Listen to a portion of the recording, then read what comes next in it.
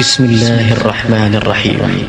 سبح اسم ربك الأعلى الذي خلق فسوى والذي قدر فهدى والذي أخرج المرعى فجعله غثاء أحوى سنقرئك فلا تنسى إلا ما شاء الله إنه يعلم الجهر وما يخفى ونيسرك لليسرى فذكر إن نفعت الذكرى سيذكر من يخشى ويتجنبها الأشقى الذي يصلى النار الكبرى ثم لا يموت فيها ولا يحيا قد أفلح من تزكى.